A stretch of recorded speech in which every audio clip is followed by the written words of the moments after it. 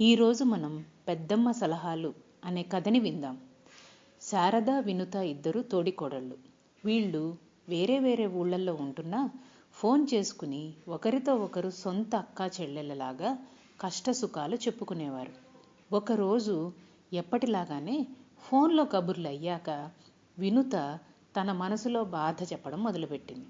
అక్క, ఈ మధ్య ఆలోచనలు బాగా ఎక్కువగా ఉంటున్నాయి. ఏం చేయాలో తెలియట్లేదు.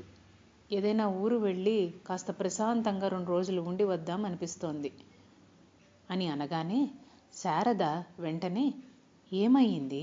ఎప్పుడూ లేనిది ఇట్లా మాట్లాడుతున్నావు? ఏమిటా కారణం చెప్పు అని అడిగింది. అక్క, మా ఫ్రెండ్స్ అంతా బీటెక్ అయ్యాక జాబ్స్ చేస్తున్నారు. ఇప్పుడు వాళ్ళు మంచి పొజిషన్స్లో ఉన్నారు. ఫోన్ చేసినప్పుడల్లా వాళ్ళు నాతో నువ్వు అనవసరంగా నీ కెరీర్ని వదులుకుంటున్నావు అంటున్నారు. వాళ్ళ మాటలు విన్నాక నాకేమో నేను కెరీర్ని వదులుకుని తప్పు చేస్తున్నానా అనే అనుమానం, విపరీతమైన ఆలోచనలు వస్తున్నాయి అని చెప్పింది.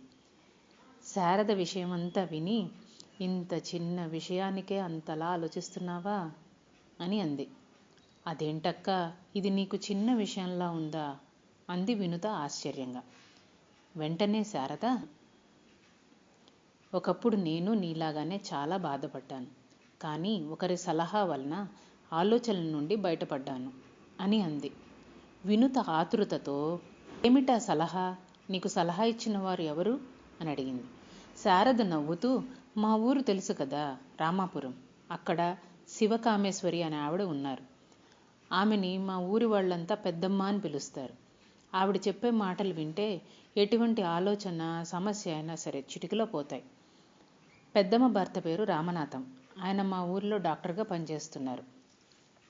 వాళ్ళిద్దరూ మా ఊరి వాళ్ళు కాదు, కానీ వాళ్ళు మా ఊరికి రావటం కూడా ఒక విచిత్రమైన సంఘటన వలన జరిగింది అని శారద అనగానే వినుత ఆత్రంగా, ఏమిటా వింత సంఘటన?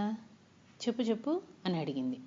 శారద వెంటనే, నాకు బయటకు వెళ్ళే పని ఉంది, తర్వాత చేస్తా, ఇంకో రోజు తీరిగ్గా మాట్లాడుకుందాం అంది. అదేంటక్క, నాకు యాంగ్జైటీ పెరిగిపోతోంది. ఏం జరిగిందో చెప్పొచ్చు కదా అంది. లేదు లేదు లేదు, అది చాలా పెద్ద కథ, తర్వాత చెప్తా, నాకు టైం లేదు ఇప్పుడు, బాయ్ అని చెప్పింది. వినుత, సరేలే అక్క, నీ ఫోన్ కాల్ కోసం ఎదురు చూస్తూ ఉంటాను, బాయ్ అని ఫోన్ పెట్టేసింది. ఇంతకీ రామనాథం గారు ఆ ఊరికి ఎట్లా వచ్చారు? ఆ కథని మనం తర్వాత విందాం.